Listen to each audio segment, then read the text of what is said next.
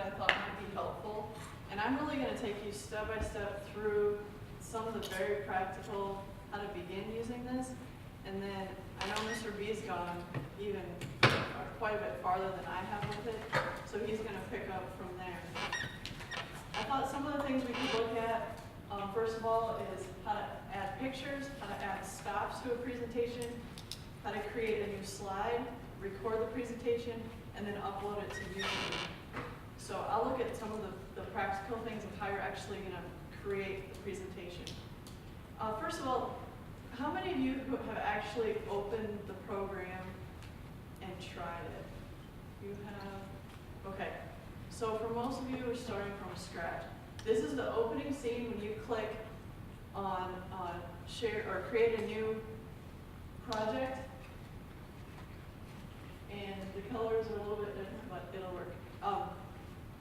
Along the top, you have all of your buttons, and of course on the iPad it's all going to be touch.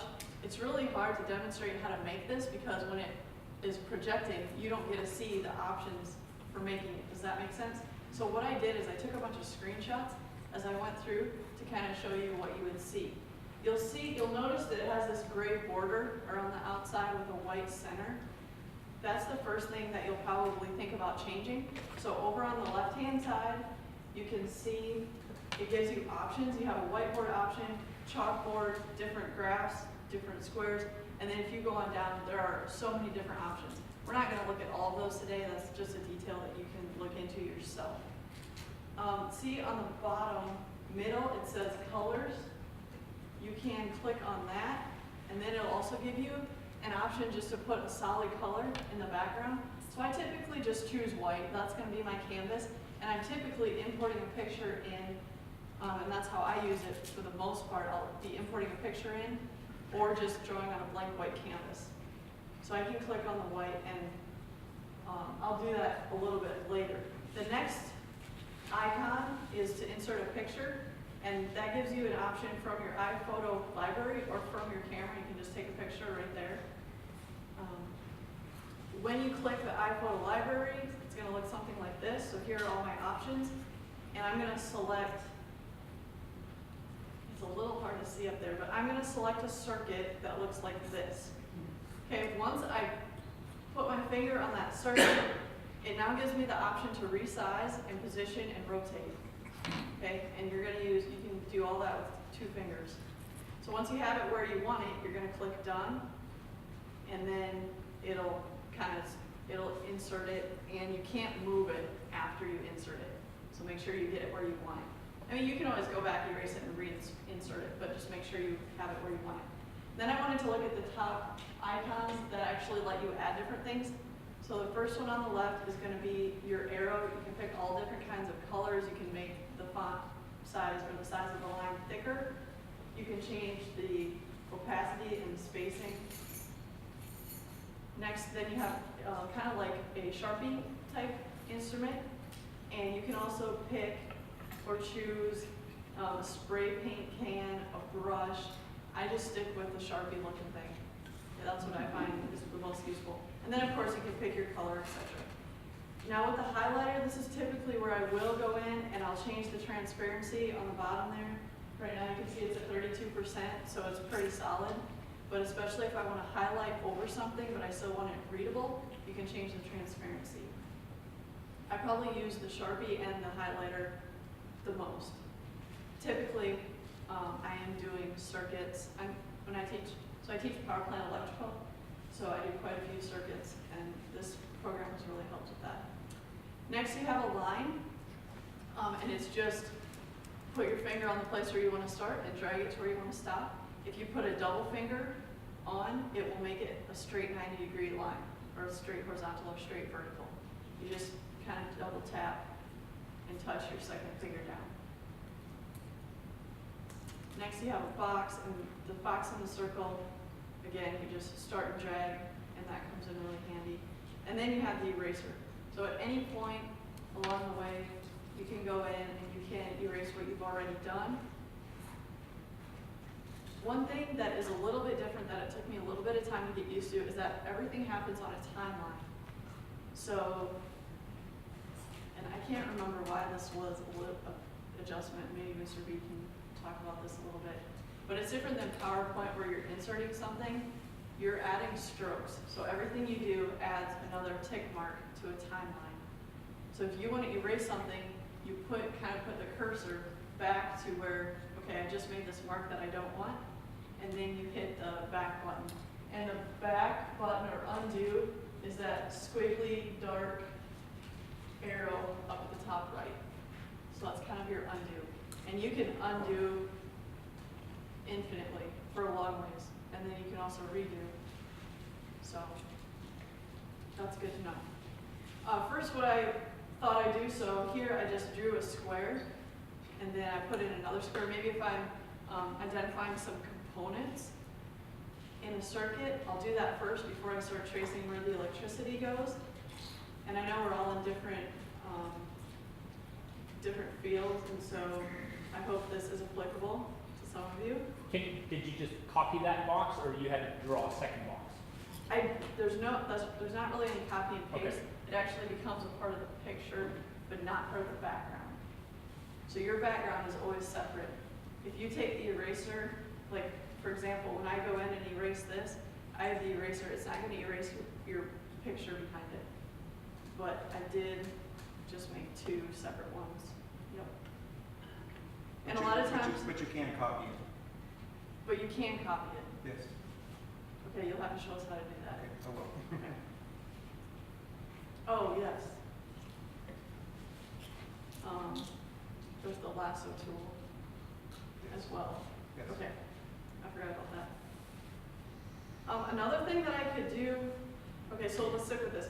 So erasing, a lot of times what I'll do is I'll highlight components and then I'll go back in and just erase them quickly. So the students will actually see you erasing, which is fine. It doesn't take that much time. So after I've done that, okay, we've identified components. Now let's go in and actually trace some current. So when this switch is in the start position, we have current coming from the left-hand side.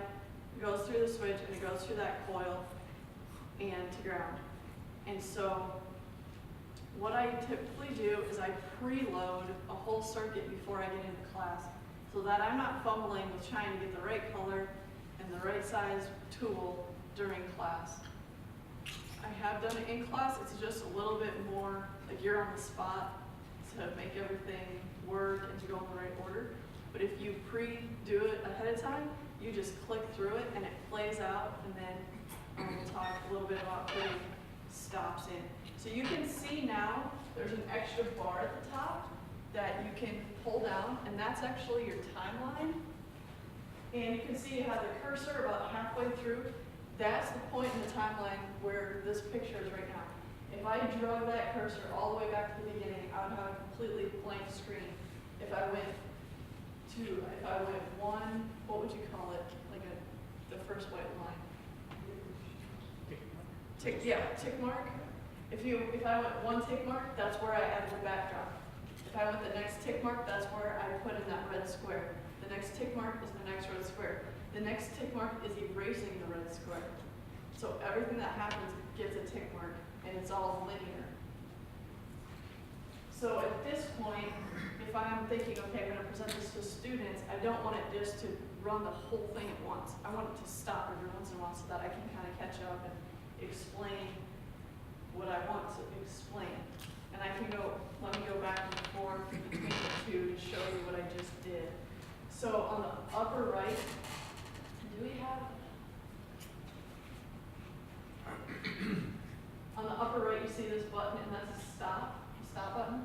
So I'm going to click that right now, and that's going to put a stop right there. See that little, the stop symbol? That means when I press play, it's only going to go that far. And then it waits for you to press play again and play again. So this whole timeline would be riddled with these red stop marks. If you accidentally put it in and you want to take it back out, now you can see it change from green to red. You would just click that button again and it would remove that stop mark. Now I might go up and change to a different color highlighter, and you press and hold to get this option to change the color. Whereas if you just want to select that tool, say I want to go from the Sharpie to the highlighter itself and keep the same color, you just tap on it once. But if you want to change the color of that tool or the line width, you press and hold.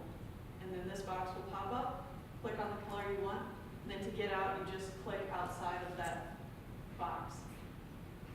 Now I went in and I drew another line of current and drew some magnetic flux lines and how it will pull that solenoid down with the arrow. And at any point, and you'll see I had also added other stop marks along the way where I wanted it to stop and let me catch up with talking. Sometimes you have, okay, that's problem number one, or the first part of the circuit. Now we're going to kind of clear the slate and start over. And to do that, you press this button right here, and that's a new slide. And so you see here it says 2 of 2. So if I took this cursor and I took it all the way back to the beginning, that's all slide 1. Now I have a blank slate for slide 2, and I can start over. I can either insert the same picture and do it, follow a different wire, or do a completely different topic. You're not tied down to anything that you've done previously. Here you can see I've added a lot more content. So as you add more content, the tick marks get closer and closer together, and you're going to have more stops.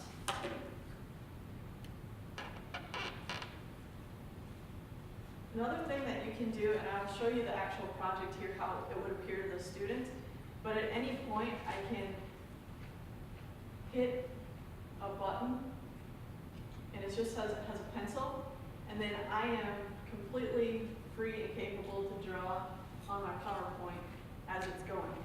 So I've done,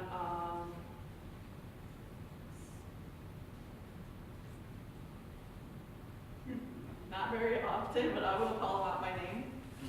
Hey, if I want to erase that, just go backwards. And it's really flexible. If you have some kind of a diagram that you're trying to call attention to one particular piece of it, you can just go in there and right on your PowerPoint, you can make notations, etc. Any questions so far? So you're embedding the Doceri project into a standard PowerPoint? That's the thing. The information that you put on here will not be saved on your PowerPoint, but at the end of it, it will ask you, do you want to save what you did? And then it'll save that in a file on Doceri. So your PowerPoint will actually be saved in Doceri if you choose to do that. And I think, are you going to talk a little bit about that? Yeah, I will. Okay. Yeah. But you can, if you make a bunch of notations, and let's say you just want to do, for example, the circuit, and you just want to go through and do that all on the fly, you can do that, and then you can save it at the end. So there are a lot of different, it's really versatile. There are a lot of different options, which can also be kind of overwhelming. I think the best thing is to figure out what's the one way you would use it the most or get the most benefit from, and just focus on that, because there are so many rabbit trails that you can take. So Becky, I didn't understand. Did you start with a Microsoft PowerPoint file? Yeah, I'm actually running off a PowerPoint, so if I click, see now, okay. Oh, good. Sometimes it crashes. So now you see, do you want to save your project changes? Meaning, do I want to save those things that I just, the arrow, et cetera, into a file? I'm going to say no, discard. And I'm just on the, so I'm on the PowerPoint because I took screenshots and put it on PowerPoint. But I want to show you here what it would look like if I'm coming to you as a student. The reason I did that is because if I showed you as a student, you're not going to see all of this stuff to know actually how to build it. So at any point in my presentation, I can say, oh, good question. That reminds me, I have this file. And you come in here. So this is the very first slide when it's blank. The other thing that I can point out on there, you saw a watch on the left-hand side. You can speed it up or slow it down. meaning how fast is it going to present itself. So there I drew the 2 boxes and then it stopped because I had that little red popsicle thing. And now it's going to erase. So this is actually what the student would see, but because I've preloaded it, it stops here and lets me talk about where the current's going, and then I can go on and explain about the magnetic flux and how that pulls the solenoid down. And then we have some other current that's going to go here. I don't know where you the electrical details. So I'm just hitting play continually, but I did put in stops because okay, here I want to talk about the switch. Now, if you move the switch, what will happen, and then it allows current to go in a different direction. And then that's the end of the presentation, as the student can see it. Yes, ma'am. Becky, I noticed you've been facing us the whole time. Does that change the way that you teach now that you can face the students instead of having to walk over and manipulate with the computer? Oh, I think so. Right on the board. Yeah, right on the dry erase board or the whiteboard. Definitely. And the other thing that my goal with this was to replace the overhead projector. Don't get me wrong, you know, it has a sentimental place in my heart. It was funny in one of my freshman classes, I had to use it.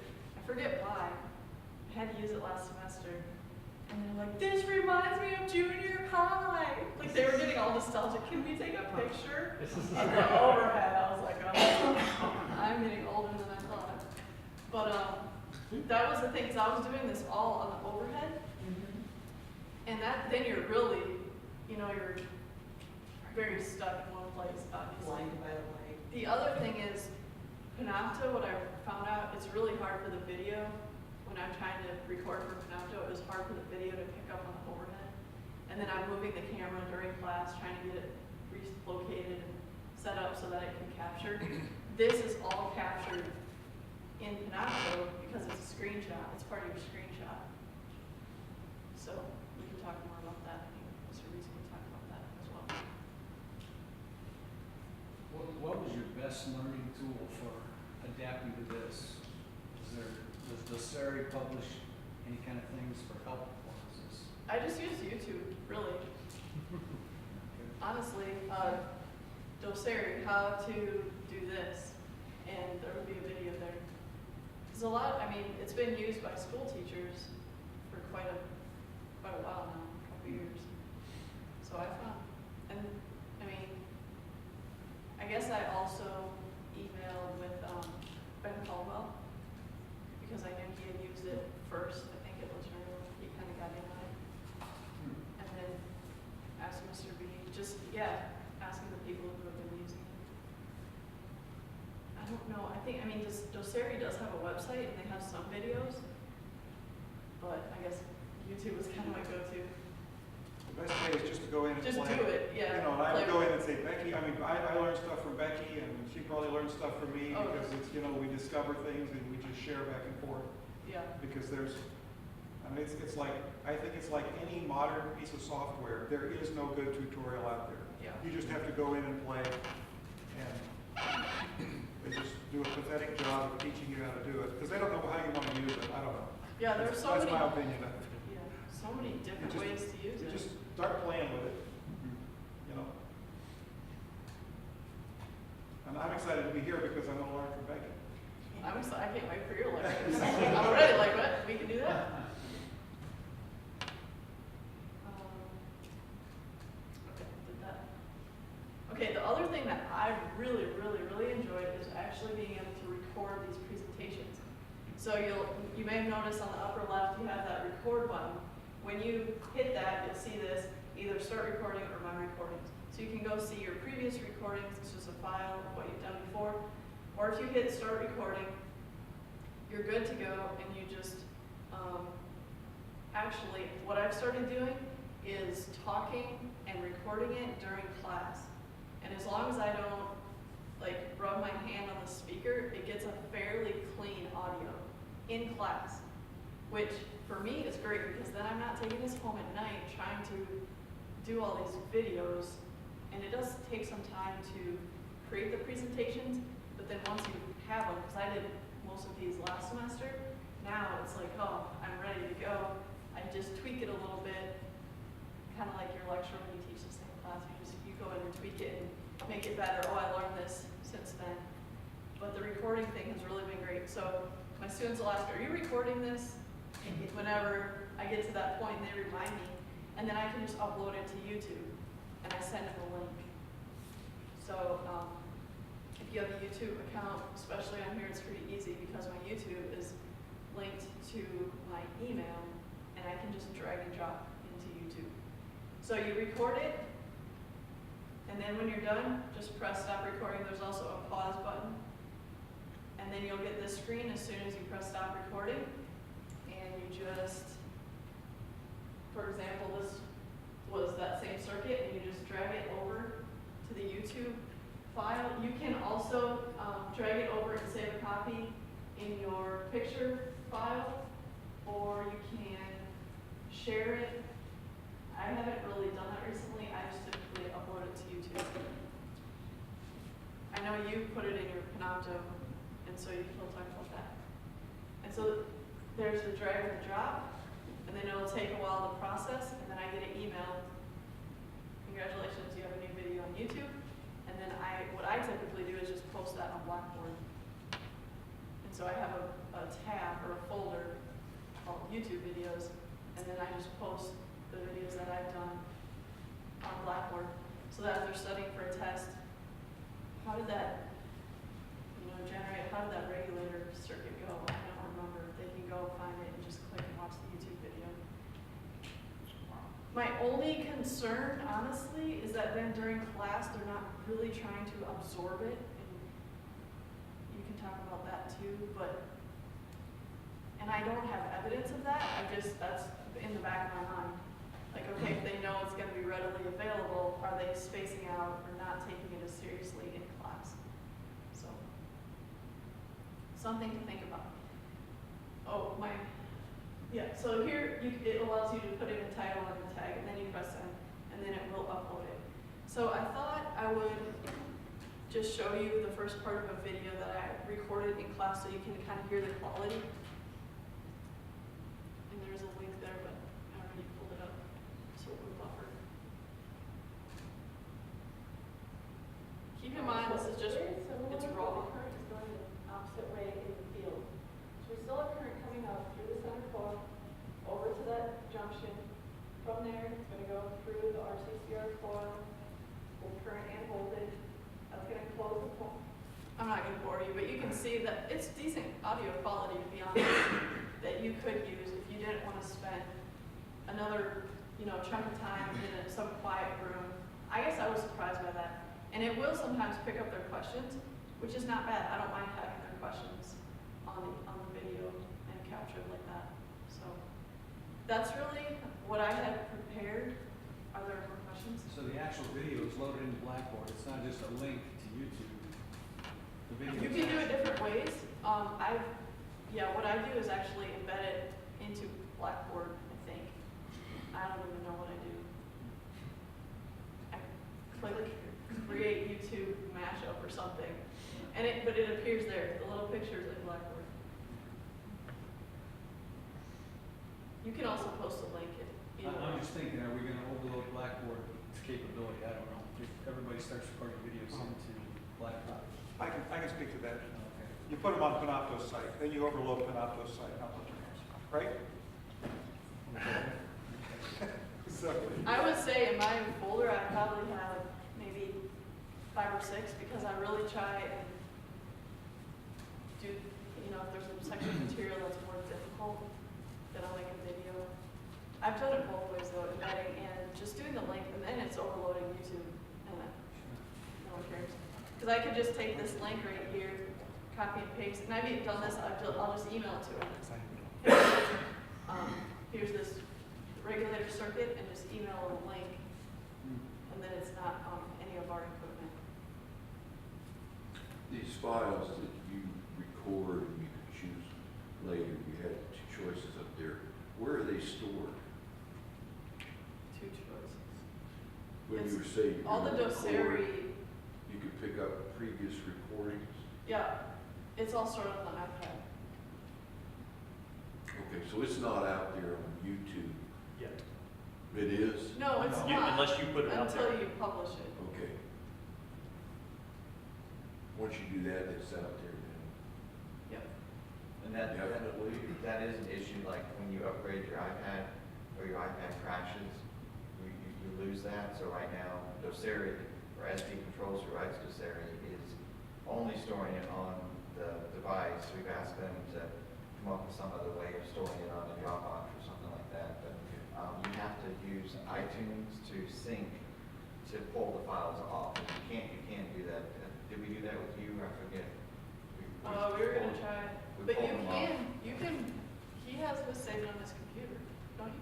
Yeah, you can send this stuff to your computer because then you find the directory where it is on the computer and you can transfer it to it, because I transferred some stuff to Becky and then she could run it just like. As long as you use iTunes. And iTunes. is Well, the one. You didn't use No, iTunes. I just used, the photos. what, Internet Explorer, or not Explorer, but whatever that, Windows Explorer. Windows Explorer. Yeah, you just have to sort of figure out where they keep it. Right. You can. It's not the most intuitive way, but yeah, you record it and it's stored within the Panopto app. Yes. And then you drag that to this little photos icon, just like you were taking a bunch of pictures with your iPad. This is just a little video segment of that. You can upload it to the computer, or you can edit it, or you can upload it, or archive it. Delete it. You keep asking Yeah. questions, I'm just gonna move Any other questions? the development boards here. Do you find the students are more engaged? Yeah, they have thanked me for using it. It seems like it's I don't know, it's a clean way of presenting it. And then they like to have, a lot of them like to have it to go back and review over. And maybe Mr. Beal talked about this, but I found it helpful a couple times. You can export to PDF and it'll take kind of like a screenshot at each of your new slides. So I had those 2 slides on that presentation I showed you. It'll take a PDF of that, and then you can print it out, say 4 on a page, and you could actually hand that out to them and take notes on for one example. So that's nice too. There are so many options. It gets too overwhelming, but it's really good. Every now and then, there are connection issues, so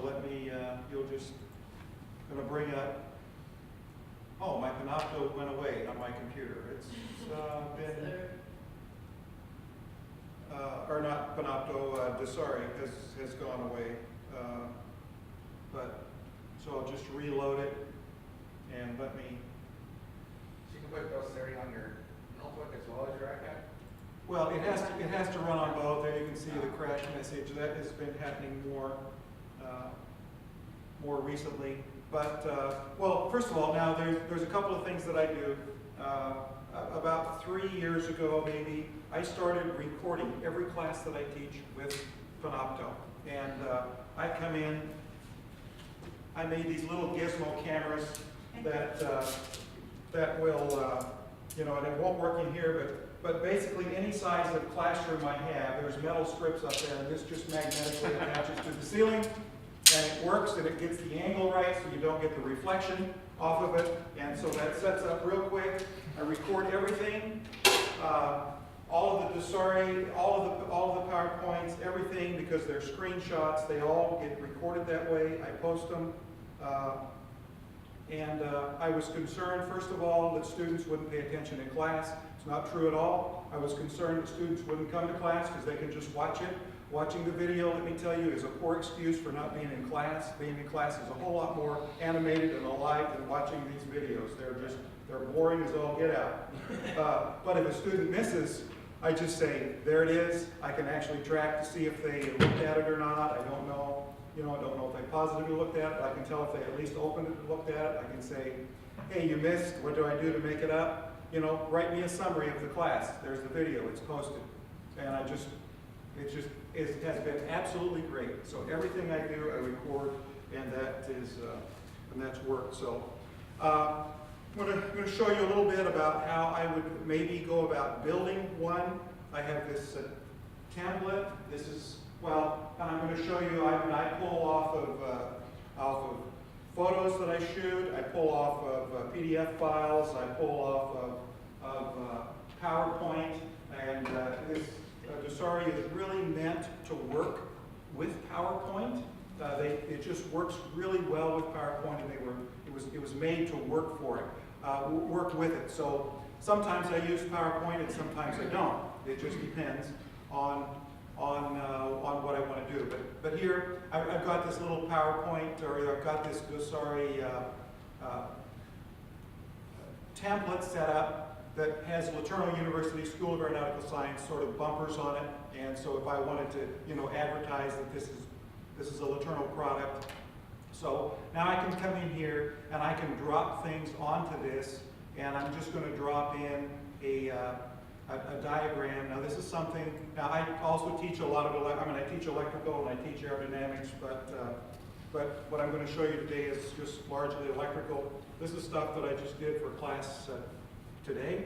And so this is drawn in a CAD program, so I can just take this, I can just copy this out of here, and I can then go to my PowerPoint. I can drop this CAD file into here, so there it is. I can reposition it. I can put it where I want it. I can come down here. I can add another one, or I would do a duplicate slide. Let me see if I wanted. There you go. If I wanted to keep the boilerplate, and so now I can drop another file on top of this one, or another picture on top of this one. But once I get these, then into a PowerPoint, then I can bring this up full screen, and now I have Doceri running. You see, oh, by the way, you notice everything that is occurring on my computer screen shows up on my iPad. So That's just once you go to the slide view? no, actually it's everything. If I were to go out of this, if I were to just go into a browser, it just shows everything that's on there. It's done through Wi-Fi. You have to have a Wi-Fi connection. Oh, without a Wi-Fi connection, you cannot run Doceri. That is, you cannot interface it with a computer. It doesn't Bluetooth. It is only through Wi-Fi. So if you walk into the classroom, I teach 7 o'clock classes in the morning, and if the Wi-Fi doesn't work, Doceri's dead. It's just, you're just out of luck. It's not going to work. So now I've got this up here. I'm going to bring this up into full screen, and then I'm going to link this. That is, I'm going to I captured that. There's a little icon up here which you don't see, and if we had AirPlay, do we have AirPlay available? In some places. In some places. Because if we were teaching in a facility that had AirPlay, you could actually turn this all on so you can see everything that we're doing. We just don't. I thought, oh, that'll be great, but then I realized, oh, AirPlay is something that I don't know even who does AirPlay. Is it? It's Apple. You have to have Apple TV. Have to have Apple TVs to make it work. So okay, so here's this. Now I can. I'm just going to hold down a button here. It's going to move to the next slide. When I release the button, it captures it. And I'm going to do that again. I'm going to hold the button, release it, capture it, and now I'm up to where this slide is, and I've captured it as part of the Doceri file. And now, like Becky, showed you, we can draw and do all kinds of things on this, and with all of the tools, etc., that we have. So that's one way to build a file. Another way, I can just take something like I would email. Well, I can do that too, but let's not do that one. Here I have. When I do my homework assignments, when I make copies of them, I just send those, I put that on a copy machine and I send myself a PDF file, because I post it so that if a student isn't in class, they can simply say, there's the homework. They can't say, I didn't get the homework, I couldn't do it. Oh yeah, yes you could, because it was available, but then here is a PDF file, then that I just emailed to myself, and this is what I passed out in class today. So, We're not seeing it. you're not. You can imagine. Aha. Oh, well, there you go. Yeah, and actually, You have to select it to see it. well, it's not gonna work from here to there like that. You're right. So let me just go to here. You can see this is a PDF file. So I'm just going to take a PDF file. Here's a quiz that I gave them in class today, for instance, and I can simply take a screenshot of that. I just took a screenshot. I took a picture of it. The answer key or the answers over here. I'm going to take a screenshot of that. And then I'm going to go to my pictures. Those are going to be in the photos section, camera roll. And I'm going to edit that. I'm going to crop that down so I only really get to see the part that I want. So you'll see the finished product of this in a little bit. There we go. So I'm going to crop that. You can save that. I'm going to do the next one because I don't want to look at that whole thing. I just want to put this as a part of my.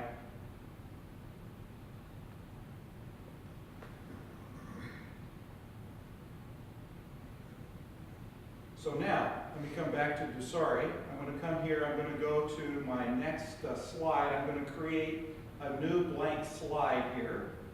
And I'm going to put a back, well, you can't see what I'm doing. I'm just putting a white backdrop on, which is just white.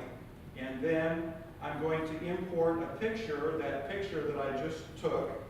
I'm going to import that. Now let me show you this. It's going to show up. There it is. That's what I just took off of a PDF file. And Becky, if you press on those and hold them, it will allow you to select that, and now you can reposition and remove after you paste it in. So I'm going to put that thing. I'll put that up there I'll put that about right there. That would be a good place to put it. I can now come in and I can bring in the other part of that. That's where I have the answers, and I can say, okay, I want the answers to be positioned over there, so now I've pulled off of a PDF file and I've put it into this Doceri presentation. And then let me just show you what I did in class today. So before I walked into class, I sat down yesterday afternoon and I started working through the homework assignments. And so I just wrote myself this title because that is an easy way for me to say, okay, this is due, this is what I'm going to do today. Otherwise, you get so many files on here, you don't know where you're at.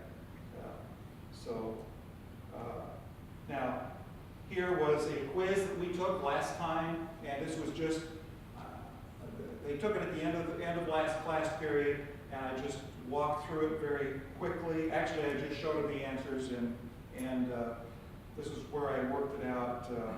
So let me skip to, check my time here. Well, let me do this button because this button just jumps from slide to slide. So then I had a rather complicated homework assignment that is, one of the things that I teach them how to do is take something that's a schematic that looks very nice on a piece of paper, but you can't figure out what's going on. How do you decipher that thing, and how do you pull it apart? So I walked through this, and so let me just maybe play through some of this. But this is, I'm just basically going step by step what I look for, and what components am I talking about, and I can.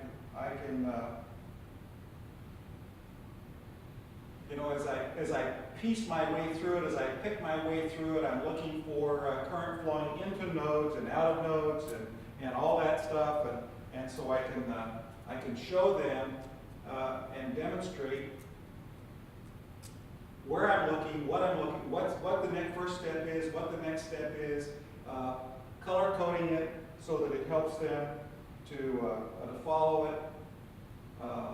And so as we slowly, that circuit up there really winds up looking like this circuit down here. Let me just skip to where I get to the end of it. So there are all the steps. That's really what the circuit looks like. And then I erase, and oh, by the way, one of the things that I do here,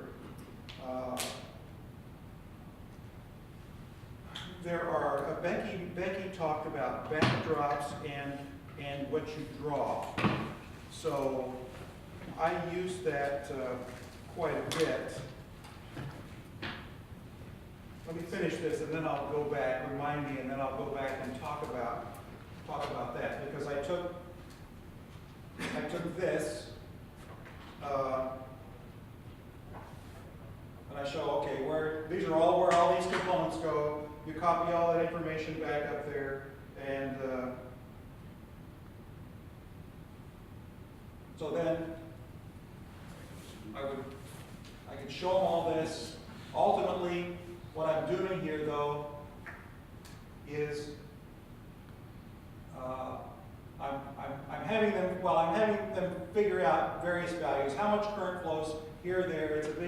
It's a big exercise in Kirchhoff's current voltage laws, is what it is. And so. Say, Lauren? Yeah. So all the writing here that you're showing, you just did that writing on the iPad? I did. Originally? With my finger. With your finger? Yep. Because you could, see, I can zoom this up, and I can write,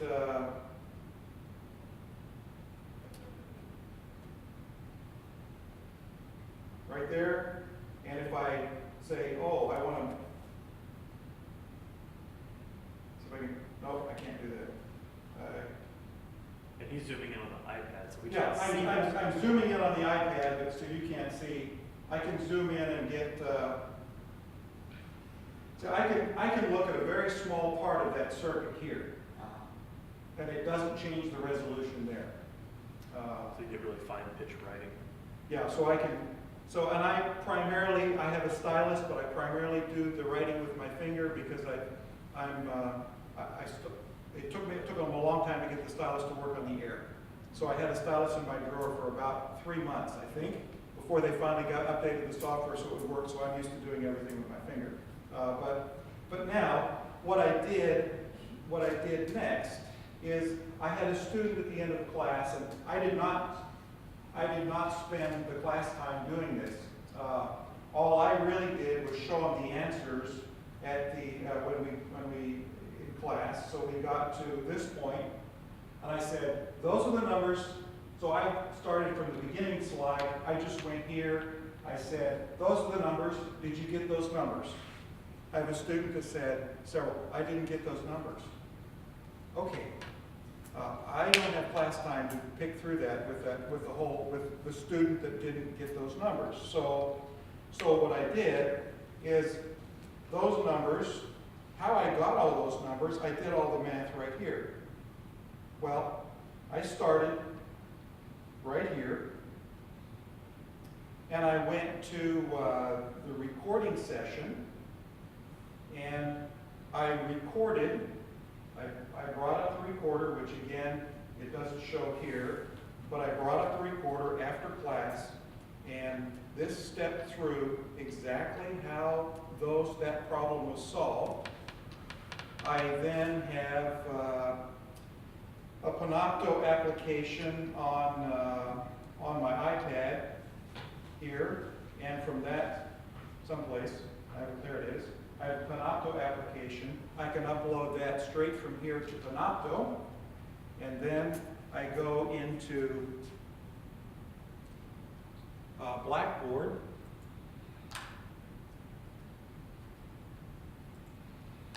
which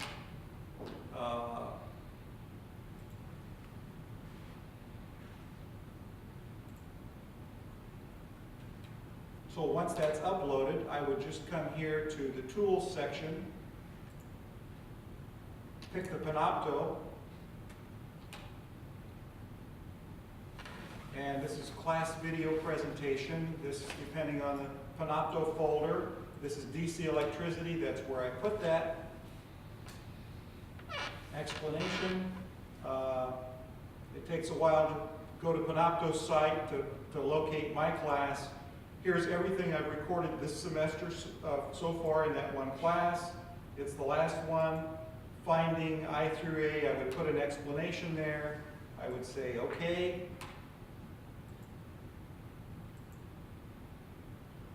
We're good to go. Here it is. This is the one I just uploaded, but this is the one I did for the students before. And, well, yeah, my mouse is, no.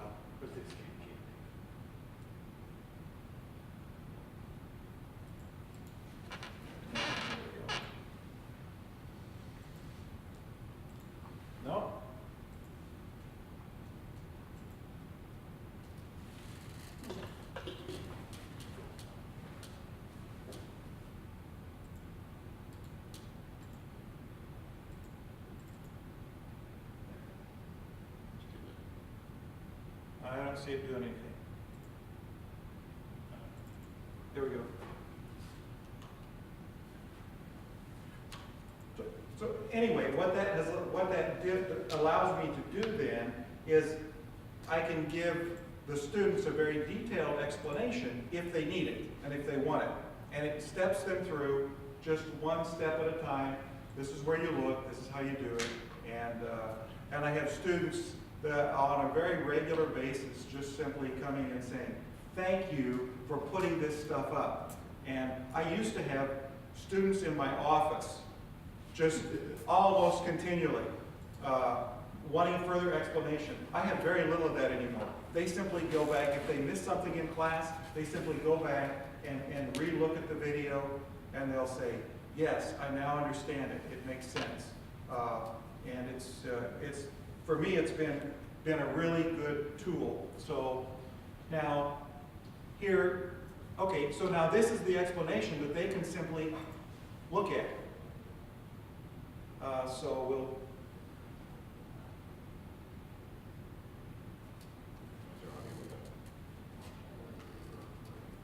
so,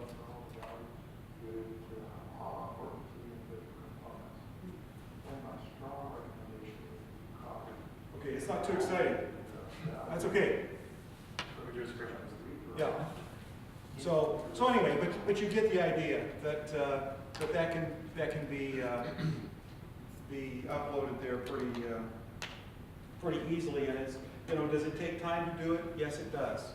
You know, when I got this, one of the questions my wife asked was, will it require more of your time? I said, well, ultimately, no. It'll require less of my time. So you trade off your time a little bit. You know, does it take time to do this? Yes, it does. Now, I was going to talk about the backdrops and some of that. So let me come back to my original, one of my original, or what we first set up here, and go to one of those drawings that I put in there. So here's a drawing, and I can take this drawing, let me see, select all. Okay. This drawing I put in a little differently. Let me go to the next one. This one, I can still, yeah, I can select that, and I can select that particular drawing and I can move it around. But let's say I can change, let me see. These are the drawings. So I can put stuff on top of this, and then I can use a backdrop. For instance, I can put, there I put something behind it. Now you can't necessarily see what it was, but let me change the size of this, select this, and I can pull that down. I have a backdrop behind that. Okay, so I put, it's sort of like I pull the screen down, and now I'm writing on top of the screen, on a piece of glass in front of the screen.